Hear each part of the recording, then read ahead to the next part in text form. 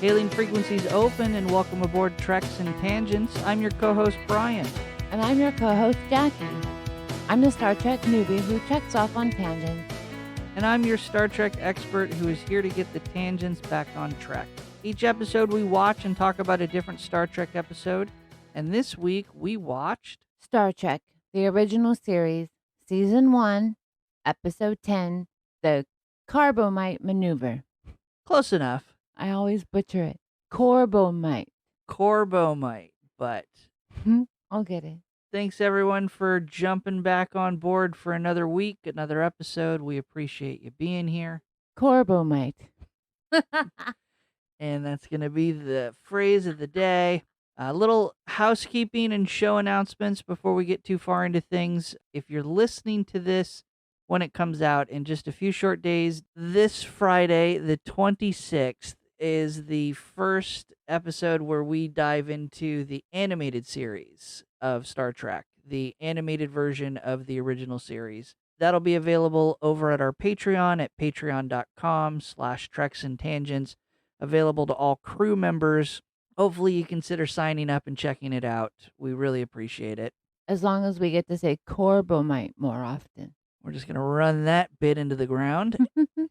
Well, no, seriously. Is the animated series like this one was real people and then the next one is going to be animated, or is it a whole new storyline? So it's a completely new storyline, different stories, different episodes, same characters, but it's like the 80s version, the 80s cartoon version of Beetlejuice or the Ghostbusters. It was a way for them to try to target a new audience. It was all created after the original series stopped airing, but we're just going to dive into it as a little bonus. That sounds really good. And as always, we appreciate everyone who continues to like, subscribe, comment, leaving feedback, leaving reviews for the show, but especially sharing the show with other friends that might find us interesting. That is, of course, the best way that we can continue to grow as a podcast is share it with a friend. They might not even know they like Star Trek since, I'm only watching 10 episodes so far. And the jury's still out whether you like it or not. True. But we're also, of course, open to any feedback to the podcast. We do this to entertain. And if we're not entertaining our audience, there's no point in doing it. So we're open to all constructive criticism. We're happy to listen. We want this show to be not just Jaci and my show, but our show, everyone's show. If you listen, if you participate, that's ideal for growth. But don't be mean, because I cry. Yes. If you don't want to leave feedback in any comment section, half of our audience knows us and just sends me messages. But if you don't have that inside track, we do have an email address that we use. It's treksandtangents@gmail.com. Always happy to receive fan mail there. Feel free to reach out to the show that way as well. And of course, as always, our social media will be listed in the episode description. But enough with housekeeping. Why don't we jump into the episode by revisiting last week's Turbo Lift tease? That's where we gave Jaci the title of this week's episode, and Jaci, without any other information, gave her prediction, or let's face it, best guess as to what the plot of the episode would be. And I have it here in front of me, and I quote, "I've heard that word before, and it was fake." That was the last episode when he was tricking people. Is this going to be a trick maneuver, or does it actually happen?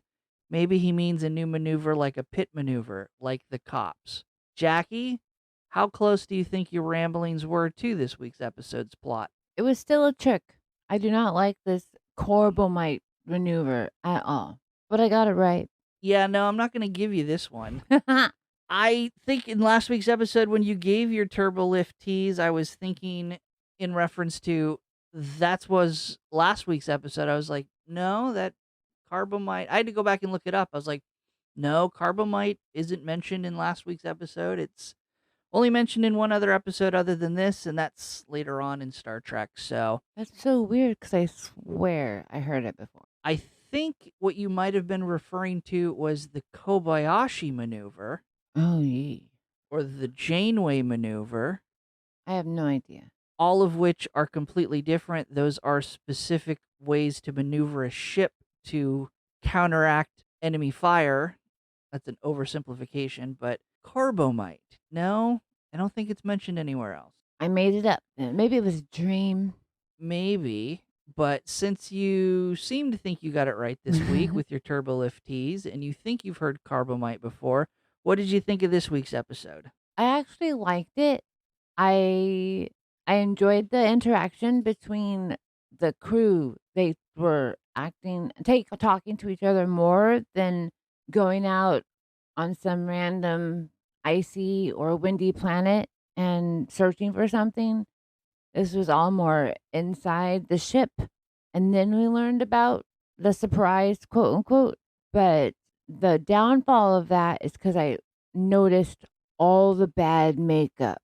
Like, yeah. Well, you know how, like, we talked about how the earlier episodes, they were just kind of getting their groove. Is this part of that section? Because, man, we No, have a lot of bad makeup no, outfits going on. this would have been something that would have been filmed after production started. This would not be a pilot episode. I didn't notice the bad makeup personally. Well, I saw Spock's ears a different color than his face. That also very well could just be the fact that this is 1966 television and And it was remastered. I could give that. yeah, I've seen that in my John Wayne shows. definitely could just be we are viewing it in a resolution that it was not originally meant to be seen in. As of course you mentioned, this is a bottle episode. This takes place all on the Enterprise, one set. Even the final scenes on the alien ship are just redressed sets of the Enterprise. So I also really liked this episode.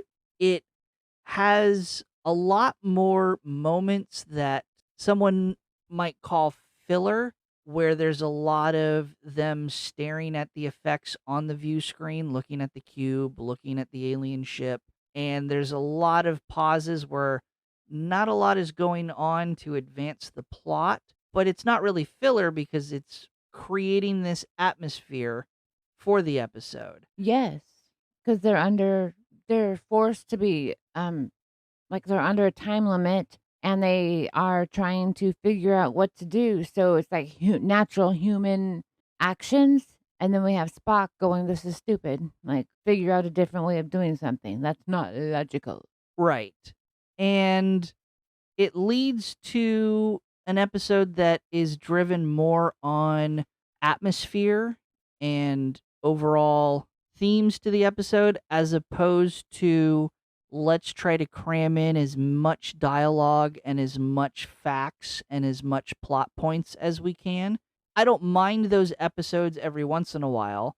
There's certainly episodes that benefit from that style, but it was just kind of nice as a nice little palate cleanser to say we're only going to introduce 4 or 5 different major plot points, and we're going to rely on a lot more special effects, those shots, to build an atmosphere and a theme for the episode. And we learn more about each character. I mean, especially my girl Janice. I mean, she's kind of funny. I love her. Oh, Yeoman Janice Rand. I don't have any spoilers for it. We'll get there when we get there. Okay, yes, I just love her. Except her ponytail was crooked. Yes, we'll hold that against her. But with all that being said, why don't we just jump into it? Why don't you walk us through the episode, Jaci? Alrighty. So when it starts, we don't see Kirk at all. Spock is in the main seat, like giving commands. And I'm like, where's Kirk? So we'll figure it out. And then we also have so you know how we first met Sulu in the plants with the plants, but now he's like on the bridge all the time. Does he ever have plants again? No, I think you're referencing so early into Star Trek. I'm not going to say that Sulu was meant to be a botanist. Okay, kind of like a feeler, like testing it out. Yeah, they hadn't really finalized what each character's role was going to be. Oh. Like Throughout the episodes, they continue to have the department heads come together Yes. to have these briefings and these meetings with Kirk, and It's different faces. they eventually flesh out a lot of these episodes. A lot of these roles start to come together. Mr. Spock is the second in command. He's also the head science officer. Sulu has his own specialty, but we also will see in this episode that he is fully compliant and has the ability to be the navigator and input control into the ship and input instructions into the ship on steering and speed, because Mr. Bailey doesn't do it. Everyone's got their own little roles, and this early into Star Trek, everyone's still kind of feeling that out. Yeah, like the cross training I brought up earlier. Yes.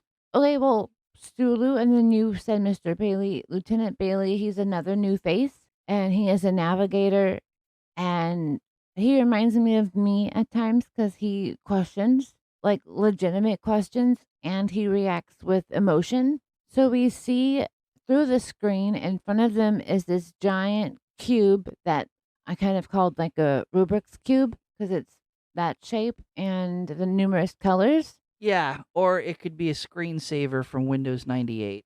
Yeah, that too. I just didn't remember that.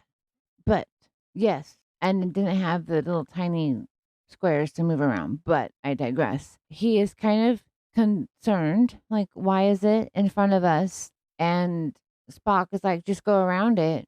And he tries to go around it, but yet the cube gets back in front of him. And you can see that he's scared is probably the wrong word, but he's at least heightened emotions. He being, I'm sorry, Lieutenant Bailey. And Spock is like, calm down, you're fine. And then Lieutenant Bailey is like, I'm sorry, but I have like an adrenal gland. And Spock, of course, retorts, I looked into having that removed. So, I mean, so you learn more about their interactions. and this is a good example of what I think I enjoy most about Spock and his character, is the times that he says something like, you should get your adrenal gland removed. It's humor. It's extremely dry humor. And Spock is legitimately not trying to be funny, but he unintentionally is, which later translates when we get into the next generation.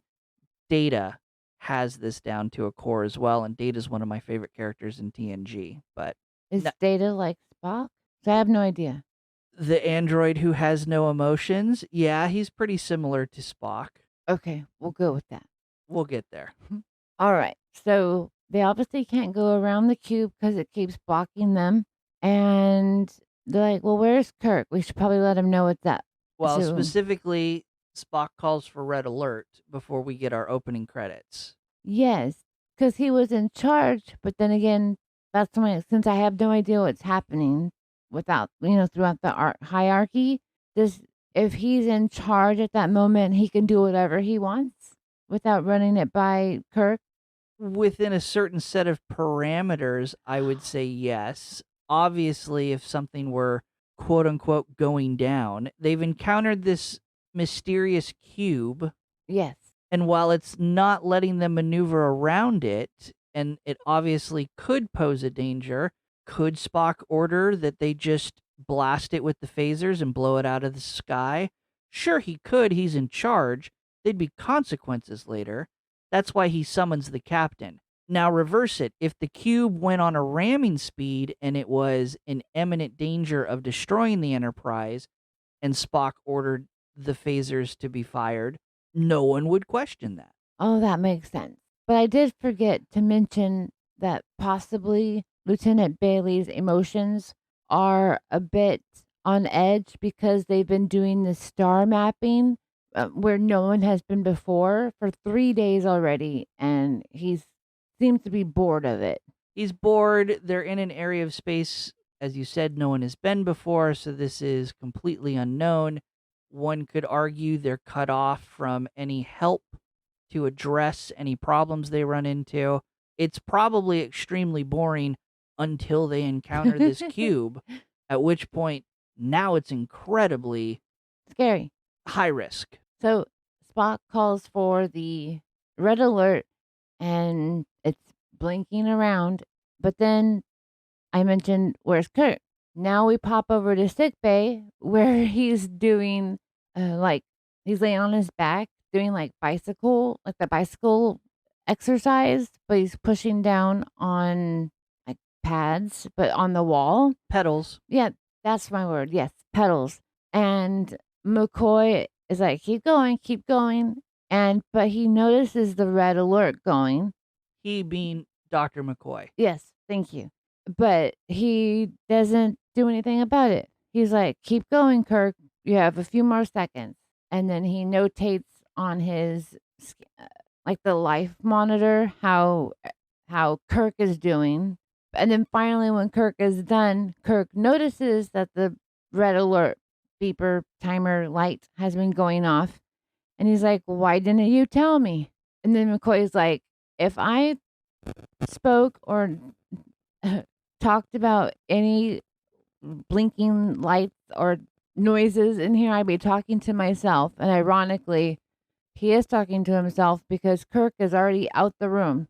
Yeah. It's kind of interesting that McCoy would choose not to share the red alert. Little interesting that the red alert doesn't have the same audio cue in sickbay as it would the rest of the ship, because as soon as Kirk leaves sickbay, you can hear the audible alarm that accompanies the red alert.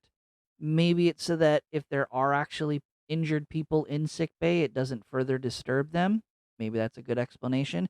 But still interesting that McCoy would probably violate some kind of procedure or directive by not immediately alerting Captain Kirk to the red alert, because he has no idea what's going on. True, but I also feel that he thinks since he only has a few seconds left, he's just going to have Kirk continue. He hasn't, it's been implied that Kirk is never around to do those tests. So he's like, he's already on the table. He only has a few seconds left. Everything's good. I'll tell him about the alert in 5 seconds. Yeah, yes. And I think that's true about your no audible tone, because, I mean, they need to be calm in the sick bay. No more like mental anguish. Sure. So Kirk, as I mentioned, Kirk is gone. He is getting cleaned up because you can't go to the bridge all sweaty and nasty. Well, specifically, he gets to the turbo lift. He calls to the bridge to get an update, finds out the exact circumstances, that they're not in immediate danger, but they don't know anything. So he makes the decision, I've got enough time to go take a shower and change. This is also the first time I've seen in the turbo lift, instead of like the buttons, it's like a twist. It's like twist and tells the computer to take him to the bridge or to his quarters, and off he goes. And then he can also talk to Spock or whoever's on the bridge via like a monitor. Yeah. It was interesting. A comm system. Yes. After changing, Kirk finally gets to the bridge where all the other department heads have arrived, and they're all discussing this cube that's in front of them.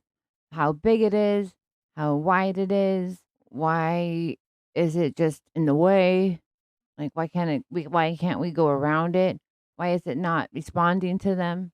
Yeah, it's not responding to hailing frequencies. They can scan what size it is, but they can't figure out what it's made out of. Scotty makes a comment that he doesn't know what's propelling it.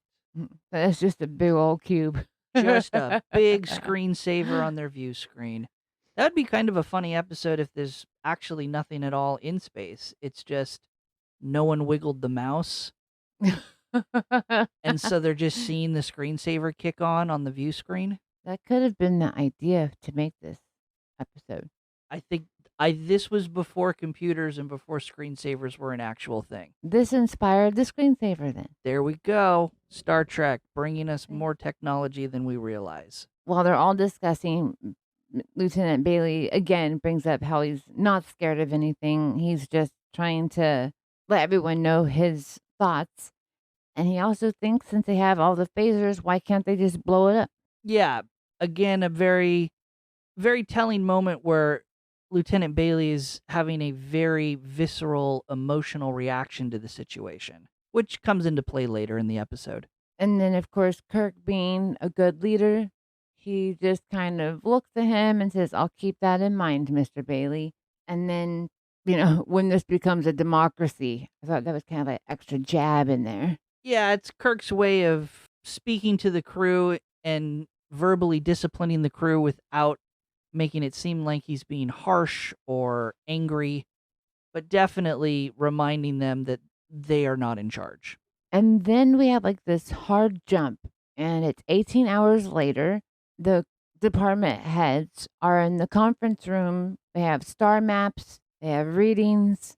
They're trying to figure out what this cube is. They're also trying to figure out, we get a little bit of a filler with a captain's log, but they do mention that there's no local planetary source that they can determine that the cube would have been launched from. They're trying to figure out who sent this cube to try to figure out its purpose. And Spock's ideas are it's either one, a space buoy, or, and then he like gives like a smirk, flypaper. And then of course Kirk makes a joke about how they probably shouldn't be sticking around then. Right. Not as fun humor from Kirk as we get from Spock. I'm more of a fan of Spock's sense of humor. Well, Kirk was right on the nose because flypaper, kind of has flies sticking to it. I think the joke loses some of its meaning if you have to explain it to the audience. I got all excited. And then, of course, after that, Spock mentions if they're just going to stay put, it just would be like a signal that they are just weak. So Kirk begins to dole out commands and actions. And just as he was calling on Bailey, he decides to, on his own. Bailey decides on his own. Yes, on his own, that he'll just have the phaser gun crew summoned. And then again, Kirk has to put him in his place that, no, wait for me to tell you what to do. And as navigator, you, Mr. Bailey, you need to plot a spiral course away from the cube. Yeah, it's kind of a evasive maneuver pattern because just trying to move around it didn't work. So maybe something more complex like a spiral pattern to kind of roll out of its path will confuse it and break them free. So they all proceed to the bridge so they can execute this fancy turn. And Kirk then tells Sulu that while this is happening, to begin at a quarter speed and then move to a half speed, which I didn't understand, to be honest. I'm assuming kind of increasing in speed. Yeah, so pretend full impulse engines is 60 miles an hour, and Kirk orders half speed. He's ordering 30 miles an hour to be the current speed. Oh, that makes sense because he also says impulse later. Okay, I see. I have to learn these things. So while they're trying to do these commands, there's this super loud, shrill beep, and it's just going faster and faster. And the cube starts to spin faster and faster. The cube is obviously ramping up its reactions to the Enterprise, which then makes radiation start pouring out. And we don't really learn from what. No. At any point, we don't learn why the cube starts to generate or bathe the Enterprise in this increased level of radiation. And, I mean, Spock is super, super concerned about the radiation. Well, he's concerned because it's a level and a type of radiation that is fatal to life, to the humans, to the crew on board. So, yeah, it's a little concerning. They're about to be exposed to a nuclear reactor. And while all of this is happening, Lieutenant Bailey, again, is starting to freak out. He's like, they're gaining on us. They're gaining on us. And Kirk is like, calm down. Just keep following my instructions. Which is a good example of what I mentioned at the very top of this episode, is this is an episode that is built on and is driven by these atmosphere theme building scenes, there's a long period of time that we're truncating into just a couple moments of explanation, but it's a longer period of time in the episode where the ship is trying to escape, the noise is growing, the cube is rotating faster, everyone's emotions are getting a little more ramped up, a little more ramped up.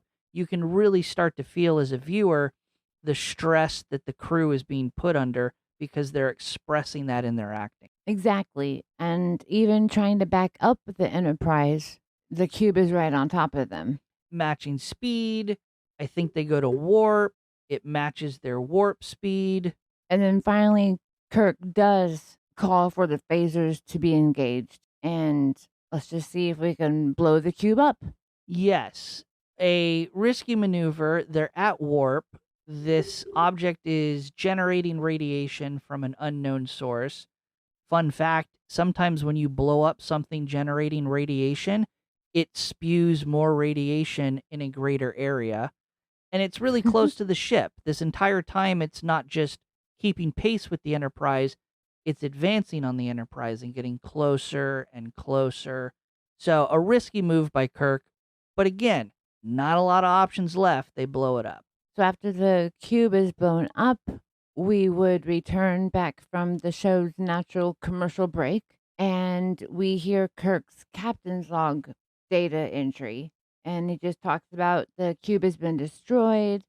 The ship has not been damaged a lot. He says ship's damage minor, but now he needs to know what to do. That decision is major versus the little damage. Do we keep going forward, or do we just turn around and get the heck out of Dodge? And so after that, we then are still back on the bridge, and Kirk and Spock are discussing this very thing. Like, what should we do? And Spock is like, well, we see no other planets around. If we go forward, won't we encounter another one of these? And Kirk reminds us and Spock that the mission of the Enterprise is to find and interact with other species and to learn and also share our own cultural information. So we going forward. And so Kirk also asks Spock, when going forward, do you think if we encounter the persons or person or alien civilization, that's where I was going, are they going to be as smart as us? Are they going to be as intelligent? Are they going to be mean? And Spock just answers with yes and yes. Because, anyone that can be out here in space and travel around it obviously has the intelligence to be able to do the actual feat. Right.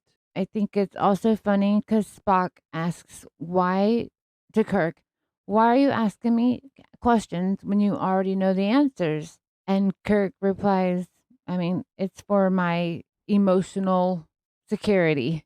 Yeah. So you learn so much about everybody's relationship in this time of worrisome. It's a, scary part. So then it's been decided. Kirk tells Lieutenant Bailey to set course to go forward, and Bailey is staring off into space, literally. So we see Sulu plug it in himself, like he's annoyed, but he just plots the course by leaning over and doing it. And entering the commands into Lieutenant Bailey's station. Yeah, because they're sitting next to each other at this one table, for lack of a better term. And then he tells Sulu to go at warp 1, which I'm assuming is the speed, correct? Yes. So Kirk, he turns to leave, but before he fully leaves, he turns around and tells navigation and engineering, who is Lieutenant Bailey and Sulu, that they were sluggish on what they were doing and following commands. So during this period, they should probably be running drills and practicing what they're supposed to be doing. Right. The entire department was slow in Kirk's eyes in response to the cube. probably the departments were fine, and probably Sulu was fine. This all probably comes down to Lieutenant Bailey and not reacting to orders, kind of freaking out, staring off into space. Sulu's had to reach over and correct things on his console several times. Kind of that moment where one person screws up, so everyone has to be punished kind of moment. But Well, we don't want to embarrass someone and harm the whole morale of the team. absolutely not. We need to ridicule Bailey. He's not fit for this position. That's my opinion. I would have fired him. Well, this is the first time I've ever seen him, so I miss my other guy from last episode. So Kirk leaves. He is joined on the... It's called a turbo lift. Thank you. I was going to say elevator, and I knew I was wrong. Those who are listening to the audio version of the podcast, the only version that we produce, I will probably cut out a good 5-second moment there where Jaci struggles to remember turbo lift. So Kirk is joined on the turbo lift by McCoy, and they pop up. They're going up to the quarters. They're going down to the quarters because the bridge is at the top of the ship. I'm not going to let that one get away with. I think I need to draw like a depiction of the ship and where everything is so I can have it with me. Yes. You want blueprints so that we can reference it every time? Because I'm always going to say the wrong direction. Yes. Anytime they go away from the bridge, they have to go down. The bridge is on the top floor. That makes sense. The look of epiphany on Jackie's face. That way they can see everything out the window. But, so they're going down to the quarters, and... It's not a window. It's a view screen. It's not a window. It's a computer screen. Anyway. Where are we in this whole thing? Let's get back on track. Look who's going away. So, McCoy and Kirk are on the... Here we go. I'm not going to step in. What are they on, Jaci?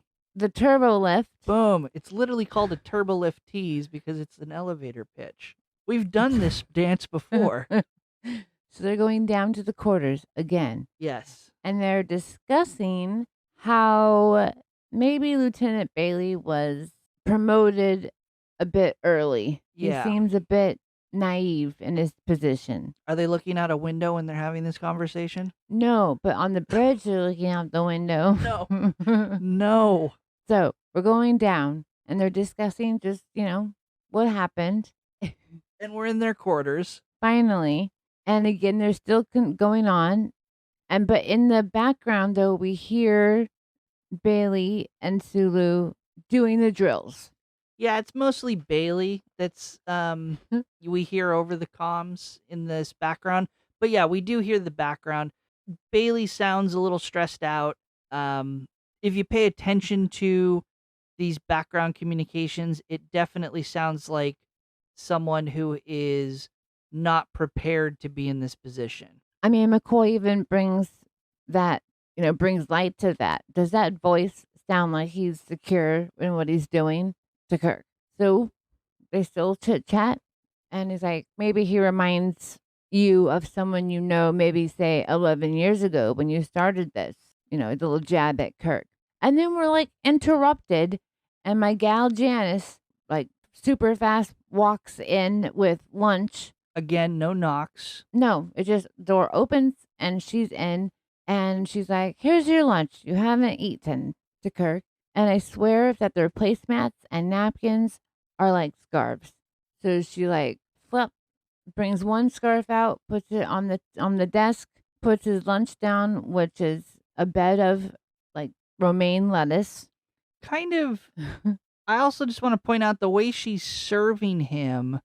She's not just bringing him his lunch. This is a full-blown, waiter service. She's laying out all of the utensils. Does she tuck a napkin into his shirt? Does she put it in his lap? She puts it in his lap. It's weird. Yeah, it's a little weird. It's also going to be a little weird later on, some of her interactions. This is definitely not a moment for the character that I enjoy. maybe she's in on the gag of, well, finish the thought. But you're right. She's not like how she was in the previous episodes as being, take charge girl. So when she puts down all the food, then she brings up how McCoy changed his food card, which I guess is like orders on the menu, I'm assuming. And that's why he's getting a plate of lettuce, no dressing, no nothing. And McCoy tells Kirk, well, you were up a couple pounds. And then Janice like flutters away. That's when her ponytail was crooked. So she was annoyed, obviously, about her ponytail. I kid. Okay. They continue to chat, but then they're interrupted by someone from the bridge saying that they are getting a giant something on the sensors, but this is not a drill. So, please come back and tell us what to do, kind of, sort of. So, no lettuce lunch for Kirk. So they all go back up to the bridge. Hey, they go back up to the bridge. I wrote that down. Right here. I literally just checked her notes. She did write it down from our conversation earlier. And Spock reports that this object is large. It is in the way. And finally, as we get closer, we see, I kind of called it a honeycomb at first, but as it was more like magnified on the screen, imagine all these umbrellas opened and then umbrellas opened on top of that to fill in all the gaps. It's actually really beautiful. And even Spock agreed with me because he said it was fascinating. Yes. And it's huge. It's ginormous. It fills the view screen, not the window. Mm-hmm. And when we get some exterior shots to show both this alien sphere ship and the Enterprise is absolutely dwarfed by the size of the sphere. And Bailey is so afraid. You can see it on his face. Because when, just like you said, how big it was, he's like, that's magnified that much. We haven't even been able to see what it looks like. Right. And as the sphere is approaching the Enterprise, it locks onto the Enterprise using a tractor beam. Unlike the cube, this means the ship isn't really going to be able to try to escape or try to maneuver around it. It is being held in place by the sphere. What is a tractor beam? Literally, it is science fiction babble for technology where one object, usually a spaceship, projects some kind of gravitational force in the form of a beam to hold something in place, or if the beam is powerful enough to overcome the mass of the object it is holding, can physically move the object any way that you want it to. Oh, okay. That makes complete sense now. Kirk tries hailing the ship so they can communicate, but it does not talk back to him. Not in a traditional sense, but we do hear Bailey report to Kirk that he's getting some kind of communication over his navigation beam. Why the ship decides to communicate over the navigation beam, I have no idea. It's not explained. I don't even know in future contact and conversations, do they eventually slip over to the normal frequencies for communication? Is it always on the navigation beam? Never explained. Because eventually they do talk to this thing with whatever frequency Uhura is using. Yeah. So it's like back and forth, tic-tac-toe kind of thing. So a weird little throwaway in the episode they never really explain. But as they realize that the message is coming through from this giant sphere, Kirk has it played over the PA system for the bridge so they all can hear it. This is when we're introduced to Baylock, who is the commander, head in chief, all kinds of awards of that spear-like thing.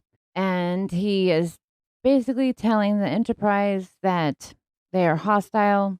They blew up his own buoy. Like, why would you do that if you're not hostile?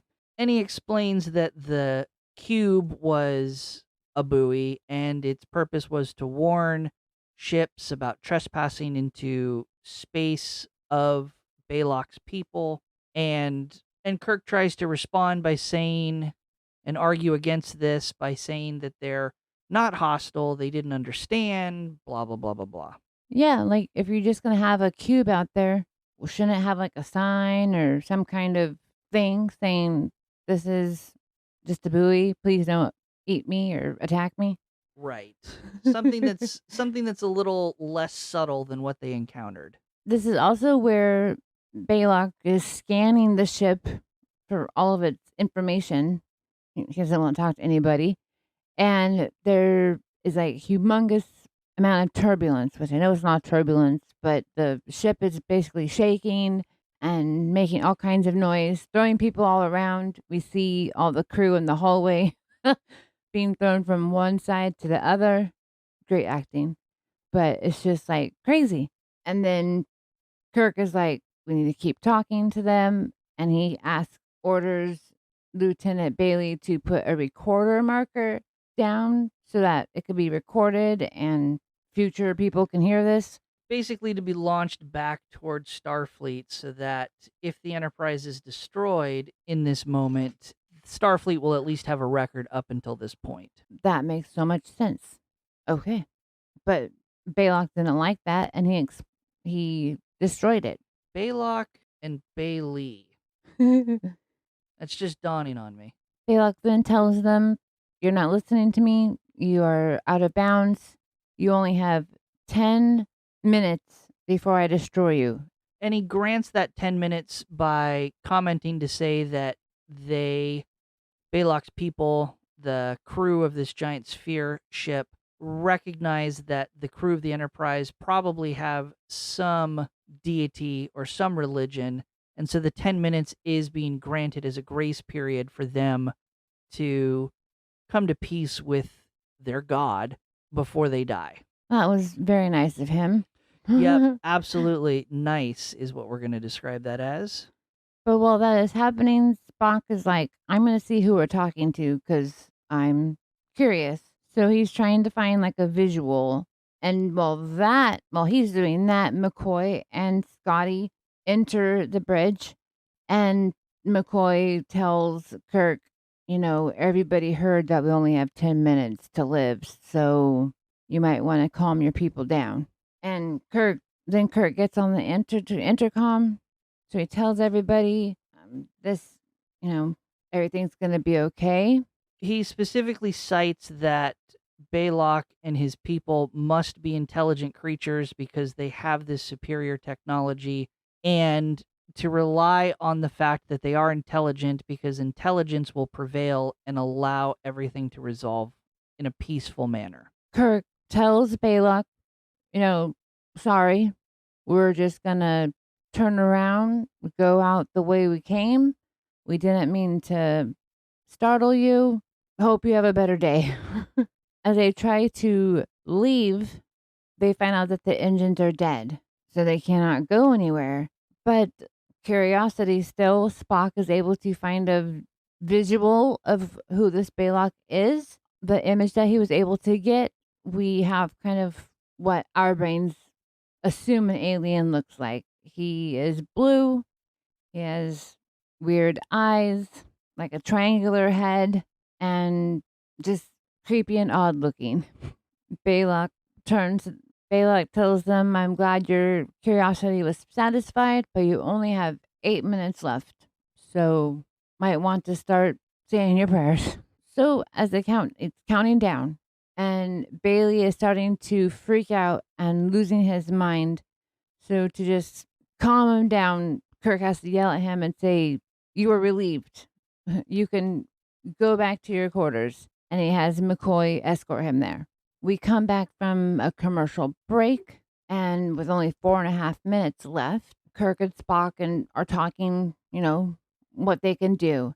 Spock, pretty sure chess is his favorite game because he brings it up and talks about when you're out of maneuvers, it's checkmate. Basically, it's Spock saying that he doesn't have any solutions for Kirk how to get out of this. So while McCoy enters, while they're discussing that, and he blames all of this wild activity on Bailey's part as him not being ready to be in the position that he's in. And then he's just kind of put aside because Kirk is all, we're going to do not chess, but poker. So Kirk then, through the frequency, speaks to Balak and says, you probably don't want to blow us up because although it's not documented in any of our memories that you just scanned, if you blew us up, we have this special thing called Corbomite that will blow up your ship too. So that would be a really bad idea. Yes, to put it in layman's terms, Corbomite is the space version of I'm rubber, you're glue. In more technical terms, Kirk is trying to explain that all of Starfleet's ships are built with this material called Corbomite incorporated into the ship's design. And the feature of Corbomite is he explains it as any negative action against the ship. So let's pretend phasers or weapons. The Corbomite prevents that from destroying the ship and reflects the energy from the weapon back onto the attacker and magnifies it, thereby destroying the attacker. And there's no reaction whatsoever from Balak. It's just empty. So we get this really dramatic countdown through the rest of Balak's deadline, eating up time for the episode. But again, appreciative as a viewer because it builds up on this tension. When Sulu reaches 30 seconds left, Lieutenant Bailey walks back onto the bridge and requests that he can return to his post, where Kirk allows him to do it. So they all can be there together. He's calmed down also, and Sulu continues the count. When the timer finally hits 0, they all just wait what's going to happen. This is also funny because at this point, even Spock goes, this poker game, this is interesting. Because, of course, we don't know what's happening. We're waiting for Balak's move. Right.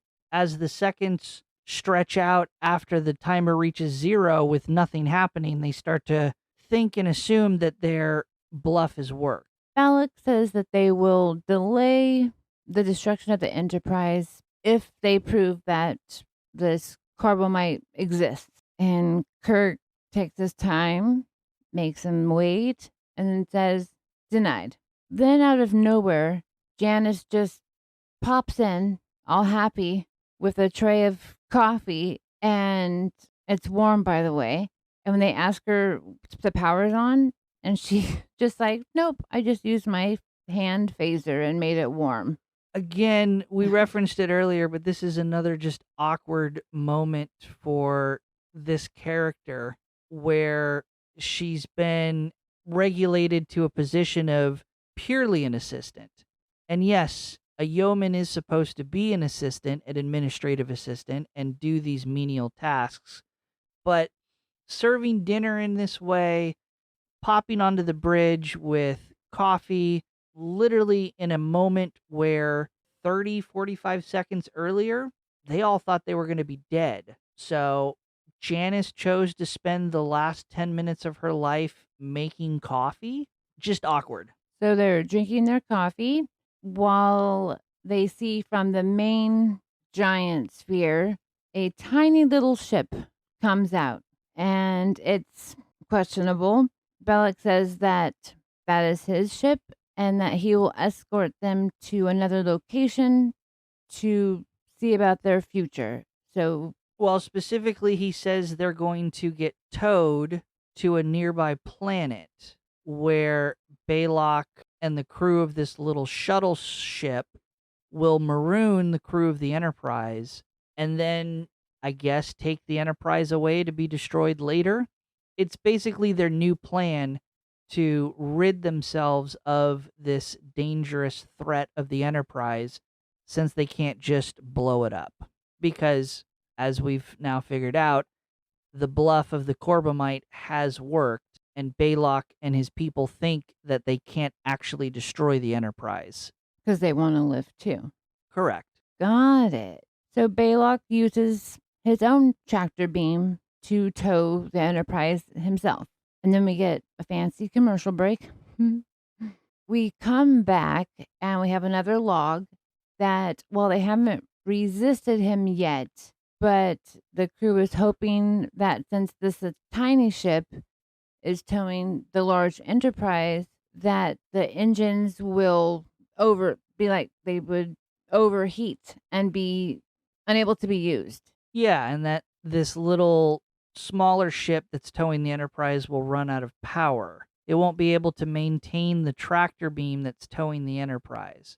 Banking on this idea that this is a very improvised and last minute plan thrown together by Baylock and his people. And so the Enterprise and Kirk are just playing possum, laying in wait, looking for their opening. They realized that as they're going, the Enterprise is falling farther and farther behind the tiny ship.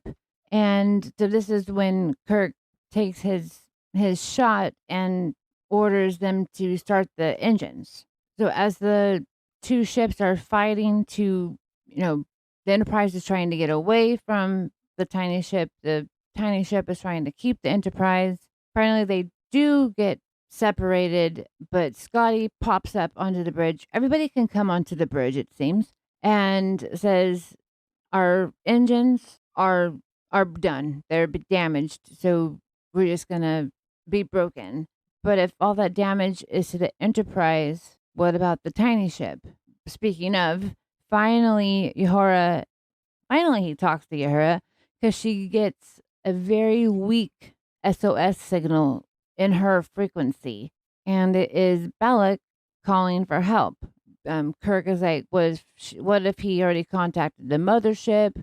They don't know, but if she can barely hear it, Uhura, then probably the mothership didn't hear it. So, being the nice humans that they are, they decide that they're going to help Balak and his crew. I mean, even though he almost killed them, they're nice and they're going to try to help them in return. So Scotty says, meet you at the transport room and bring someone with you. So Kirk decides that he will bring McCoy because he might need to have medical assistance. And he chooses Bailey. And I think he chooses Bailey to kind of like build him up because he's been through a pretty bad day. Definitely Kirk would not have chosen Bailey if Bailey hadn't had that humbling moment at the end of the countdown where he returned to his station. So, yes, this is Kirk giving Bailey an opportunity to redeem himself and live up to his position. And Spock does try to stop them, and Kirk has to be realistic and is like, if this is a trap, I need you to be here because you're second in command. So Kirk, McCoy, and Lieutenant Bailey go down to the transport room, and Scotty and another crew member, that crew member is wearing like a robe. Scotty tells them to bend over. There's not a lot of space over there, which was weird. So they are all like crouching down, getting ready to transport beam over to the other ship, and off they go. When they arrive to Balak's ship, they're confused because it's very quiet and small. And when they turn a corner, they see the image that they've been seeing on the screen this whole time, that alien looking thing. But as they near it, they realize it's like a puppet and they're intrigued. From there, we hear a voice from another room, and Kirk, McCoy, and Bailey follow the voice, and they see a very small person with the biggest eyebrows ever. Yes. They meet the real Baylock, and by tiny, he's physically small. About the size of a 6 or 7-year-old. There you go, yeah. And he's just chilling on the couch with pillows. And he's like, welcome to my ship. Yes. It's very obvious that the voice of Baylock is being dubbed over by a voice actor. It's not the on-screen child actor playing it that's giving the lines. But for cheesy 1960s sci-fi, passable. Yeah, it was interesting. And so we learn that Balak is bored. He's all by himself and he uses Earth, quote unquote, culture as an example that the puppet and he are like um, Mr. Hyde and Dr. Jekyll, but he is lonely and would like, companion, someone to talk with. Yeah, he explains also that this was all a ruse. Again, he's by himself. There is no people. Balak is the only person that controls the entire sphere ship, and in reality, he does it all from this small shuttle. And Balak shares that he survives by creating these elaborate bluffs himself against anyone he encounters. The warning buoy, the giant sphere, the mannequin, the threats of violence, all are to present this superiority image to try to scare people away, to leave him alone, instead of revealing the truth that he is a tiny little man baby Mhm. who might have some superior technology, obviously, but probably not as much as everyone else.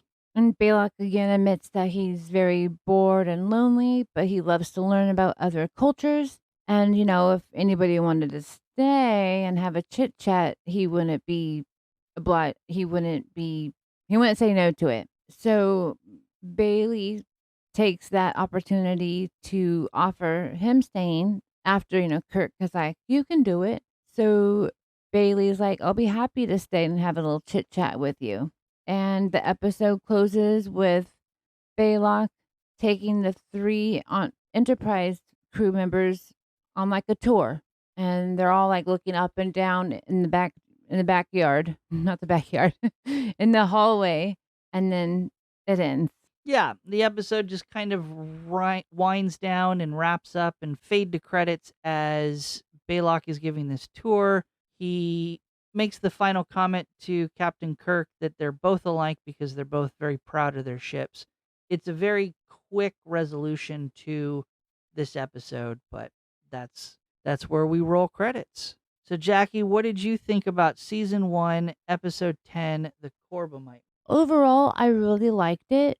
I I I'm I love the music. It's fantastic, and each different thing that happened, the music changed and different instruments were showcased, but that's how my brain works. I think I would watch it again and see more specific parts of what you picked out, but I wish that it had more to the ending. All of these episodes that we've been watching, it's like action, action, action, action, things happening, and then we're done. It's like I want to have more in there with like, but with like his little ship, or why does he have? I don't know. I just needed more. I think at the end. Yeah, as I mentioned just a few seconds ago, it's a very quick wrap up to the entire episode. I didn't go back and look and see, but it's a very short little chunk of the episode where they beam over. We get a brief conversation with Balak. Again, it's an episode that doesn't have a lot of filler when it comes to dialogue. It's very much short on dialogue and a lot of scenes of just building this tension. So it would have been nice if we had maybe shifted some of it. But overall, for a bottle episode of everything taking place on the Enterprise, they really do find a way to make it not just about some intercrew argument or some other plot point. It draws us out of the Enterprise with the encounter with these two alien spacecrafts. So I really enjoyed it. I do have a question. I noticed that when they were going in the transporter room, Kirk and Bailey were given like a sash belt thing, and Kirk has his out and Bailey tucked his up. What are those? Because I've never seen them before. I don't know if we ever see him again. Oh, I I had it in my notes. We didn't talk about it in the moment. It's almost like a utility. I'll just describe it as a utility belt. oh, okay. And that's what I'm going to go off of. It's a utility belt where they clip some things. This still is an earlier episode. It's not a pilot episode. It's not being done pre-production or pre-airing of the first episode. It's being filmed after the show is underway. They still are trying to find some of their roots. Again, we didn't mention Uhura is wearing the wrong color uniform. She's wearing gold instead of red. So it's still very early where they're trying to figure some things out. Don't know that we ever see the cloth utility belts ever again. But I do have some trivial tidbits or fun facts for the episode.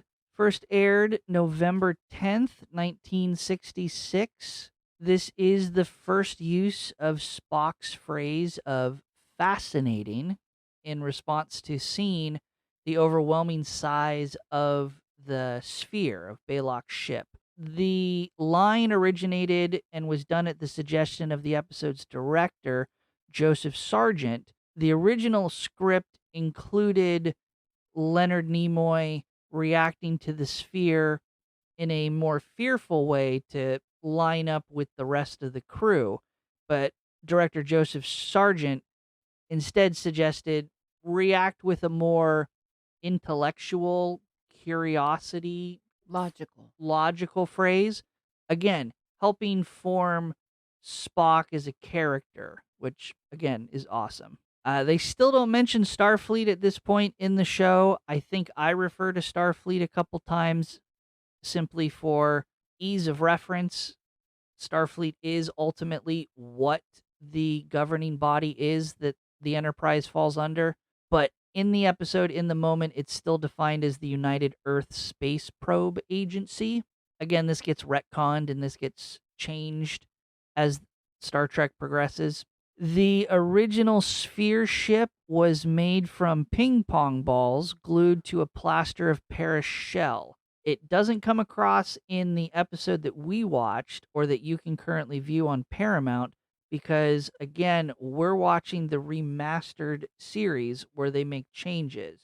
But just for Jackie's benefit, I'm going to show comparison shots here.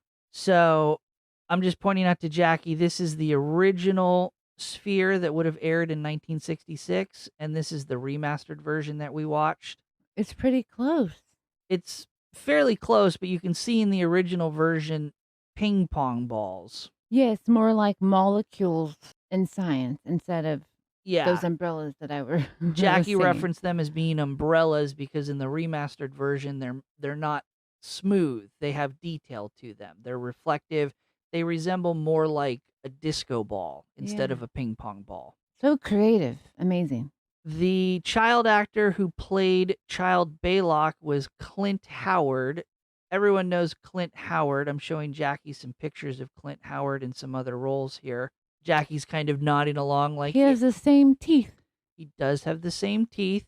That's very distinctive. And his eyebrows are just as bushy. Yes, but he's a character actor that's appeared in many, many things. Apollo 13 was one of them. He was in The Grinch Stole Christmas, the Jim Carrey live-action version. But it's always so sad when we know the actors, like their face in all these different things, and we don't get to know who they are. But that's neat. He grew up and now making all the money. Yeah, his dad was an actor. Clint Howard played several roles in Star Trek throughout the years. We'll encounter him over and over again. Oh, good. But when he played the character Balok, he was presented an option where he could either shave his head or he could wear a bald cap. And he chose to wear the bald cap because he, as a kid, he's 6, he didn't want to be teased by his classmates for having a shaved head. Oh, poor little guy. Ironically enough, he ended up going bald Hmm. as an adult. And as a bald man myself, I sympathize with him. He being Clint Howard, later auditioned to be Luke Skywalker in Star Wars A New Hope. But George Lucas recognized him as Balok from this episode of Star Trek. And he apparently got too embarrassed and he blew the audition, according to him. Oh. Finally, my last fun fact about Clint Howard is he also shares a birthday with George Takei, who is Sulu. My last Tribble tidbit for the episode, the voice of Scary Baylock, not Child Baylock, but the Scary Baylock when he's intimidating the Enterprise, is none other than Ted Kennedy, who played Ruck in What Are Little Girls Made Of, also known as Lurch from the original Addams Family. Since you bring up the Starfleet, can you tell me, though, what the First Federation is? So it wasn't mentioned in the episode. The First Federation was the fictitious civilization that Baylock claims his people are from. Okay. The First Federation doesn't exist in reality because, again, it's just Baylock. Oh, so he like poofed up his name to be more scary. Correct. Okay, thank you. But those have been your Tribble fun facts. I love learning about this. And this is the part of the episode where we share our episode ranking. This is where we pretend the episode is a member of our crew of a fictitious starship, and we assign the episode a rank. A higher rank for the episode not only means we were more entertained by the episode when we watched it, but we also consider the episode to be a more important member of the crew of our starship. The opposite is also true. A lower rank means we weren't entertained by it, and we consider the episode to be disposable or less important to the crew of our ship. Our ranking, very quickly from bottom to the top for this season, is Ensign, Lieutenant Junior Grade, Lieutenant, Lieutenant Commander, Commander, Captain, and Admiral. We post all of our rankings to our Patreon on Wednesday, the day after the episode airs, at patreon.com/TreksandTangents for anyone to view, because this is an audio podcast and sometimes visuals are hard. Last week, Jaci rated Dagger of the Mind as a commander. This is the first out of 5 commanders that she can have on her starship, or 5 rankings she can assign this season. That would be an 8 or a 9 out of 10. Jaci, what rank would you assign to this episode as it joins your crew of the USS Galactic Glitterbee? We would be happy to have it join our Lieutenant Commander spot. A Lieutenant Commander, which is going to be the 4th out of 10 slots that can be assigned to Lieutenant Commander, joining such ranks as Mud's Women. Jaci, why would you give it this rank? I have it in this rank at the moment just because I really, really liked learning more about the crew members, but I can't make it higher. I wanted to, but I can't make it higher with them having Janice do such terrible, like, lower than secretary work. And even though it's remastered, I couldn't get over, like, I can see Spock's ears, like, there's just tiny things. And I wanted to give it higher, but those 2 things bothered me a lot. Well, and that's a measurement of the metric. We rank it based on how entertained we were when we watched it, not after we've watched it, spent a week coming up with show notes, and then talking about it for a couple hours. So with that, looking to my crew for the season, I'm going to assign the rank for this episode on the USS Cosmic Shark. I'm going to go out on a limb and I'm going to give it the rank of Captain. That's going to be the only slot for Captain, so it's the only episode I've ranked that high. It surpasses Commander. My Commander ranks are getting kind of full. I gave it this rank because I personally really enjoyed this type of an episode. I mentioned it several times. It was an episode that didn't try to cram in a bunch of facts and dialogue. It was an episode that took advantage of special effects and circumstances to build the tension up for the episode. If you eliminate all of those scenes where we're just staring at a spinning cube, or we're just staring at the awesome size of this sphere made out of ping pong balls compared to the Enterprise, this 50-minute episode would probably be reduced down to about 30 minutes. So it's a lot of time spent building up the tension using these scenes and techniques, which I really enjoyed. No, that makes complete sense. And your crew looks more balanced than mine, that's for sure. My crew certainly has higher ranks toward the top. Your crew is a lot of inmates running the asylum. Because I'm crazy. So, as a reminder, we can promote or demote episodes as we need to. I probably will end up demoting this away from captain at some point, but right now it's going to be the highest ranking member of the crew. I don't have an admiral. I know the rest of the episodes for the season, so I have an admiral in mind, but we haven't gotten Are there you yet. cheating? It's not cheating if you've watched the episodes already as part of my role in this podcast. Ugh. Again, as a reminder, we'll post a visual representation of our graphics showing our rankings up to this episode on our Patreon at patreon.com/trexandtangents. We will post these on Wednesday, the day after the episode airs, and it's available for anyone to view. We'll be back next week to trek through another episode, but first, before we go, we'll have Jaci give a turbolift tease or elevator pitch. That's why we call it an elevator or turbolift. They do the same thing. Jaci will give the elevator pitch to next week's episode, where I will give her the title, and without any other information or knowledge, Jaci will try to guess the plot of the episode. The next 2 episodes are a 2-parter. We talked about maybe condensing them down into one single episode, but we're going to keep them separate. We'll make some adjustments, but we're going to keep these next 2 episodes as separate episodes of the podcast and not cheat and condense it down to one. Jaci, next week's episode is entitled The Menagerie Part 1. Well, I know what a menagerie is, and that involves a lot of animals, but that would be kind of scary in space. But I mean, that's where I guess we're going to stay. A lot of something's going on the ship.